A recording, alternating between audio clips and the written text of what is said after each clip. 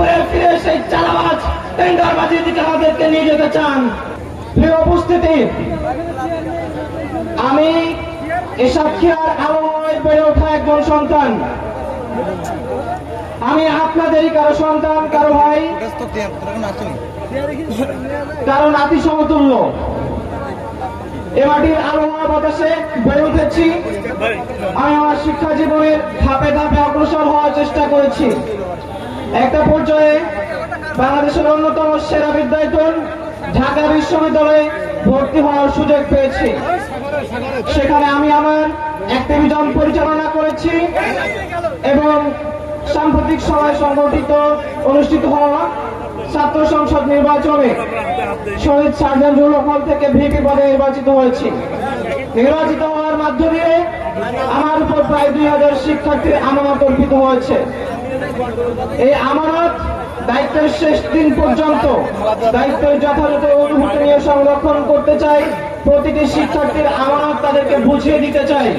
এটা প্রায় আপনাদের দোয়া কাম্য, আপনারা দোয়া করবেন যেন দায়িত্ব যথাযথভাবে পালন করতে পারি।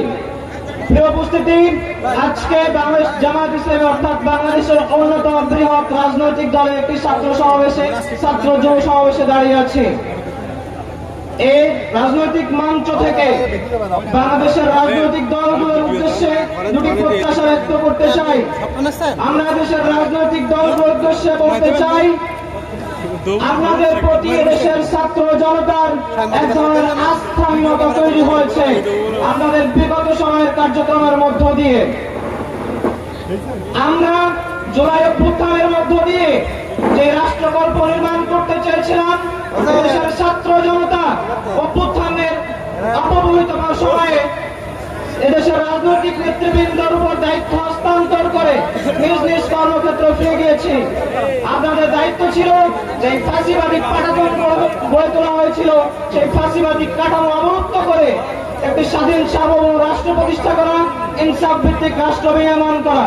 কিন্তু আমরা অত্যন্ত দুঃখের সাথে লক্ষ্য করছি যে বিগত সময়ের ফাঁসিবাদী কাঠামোর অবলুপ্তর পরিবর্তে আপনারা সেই ফাঁসিবাদ, নয়া ফাঁসিবাদ কায়েম করার নজির স্থাপন করছেন। আমরা জানি বিগত সময়ে এদেশের মানুষকে নির্যাতন করা হতো, বিচার বহির্ভূত হত্যা করা হতো, ব্যবসায়ীদের কাছ থেকে চাঁদা আদায় করা হতো, আমাদের মা বোনেরা ধর্ষিত হতো, আমরা বিচার পাইতাম না। প্রশাসনের অভ্যন্তরে যারা কালপ্রিট লুকিয়েছিল, প্রশাসন ছিল জবাবদিহিতার ঊর্ধ্বে। কিন্তু আমরা আজও দেখতে পাই ফ্যাসিবাদ পরবর্তী বাংলাদেশে আমাদের রাজনৈতিক নেতৃবৃন্দ একই স্বরে কথা বলছেন। আজও আমাদের রাজনৈতিক নেতৃবৃন্দ বলেন, তোমরা রিটার্ন পাস করে আসো, চাকরি দেওয়ার দায়িত্ব আমাদের ভাই বোনরা দেখব। আমরা এই রাষ্ট্র আপনাদের থেকে চাই নাই। আমরা কোন মুক্ত রাষ্ট্র চেয়েছিলাম, আপনারা আমাদেরকে সেই রাষ্ট্র পাওয়া দিতে পারেন নাই। আপনারা আজও খুনি জেনারেলদের ইন্ডেমনিটি দিতে চান। আপনারা আজও ঘুরে ফিরে সেই চালাবাজ টেন্ডারবাজির দিকে আমাদেরকে নিয়ে যেতে চান।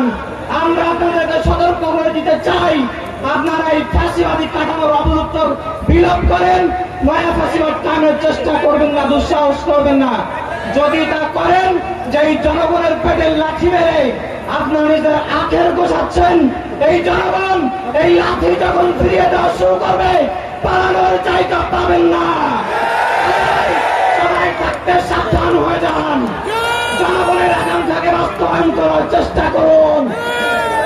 দ্বিতীয়ত, আমরা মনে করি রাজনৈতিক দলের মৌলিক দায়িত্ব হচ্ছে সরকার গঠন করা এবং জনগণের ম্যান্ডেট নিয়ে গঠিত সেই সরকারের দায়িত্ব হচ্ছে জনগণের জীবনকে সহজ করা, জনগণের জীবনমান উন্নয়ন করা এবং পাশাপাশি আন্তর্জাতিক আগ্রাসন থেকে রাষ্ট্রের সার্বভৌমত্বকে, রাষ্ট্রের স্বাধীনতাকে হেফাজত করা। আপনার সেই দায়িত্ব পালন করার চেষ্টা করুন। আমাদের এই জনপদের মানুষ বঞ্চিত, নিপীড়িত, মেহনতি মানুষ।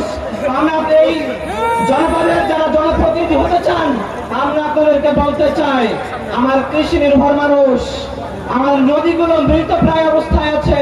প্রত্যেক বছর নদীর নাব্যতা হারানোর কারণে, জোয়ার ভাটা বন্ধ হয়ে যাওয়ার কারণে আমাদের হাজার হাজার হেক্টর জমির ফসল নষ্ট হয়ে যায়। আপনারা আমাদের নদী খননের ব্যবস্থা করুন।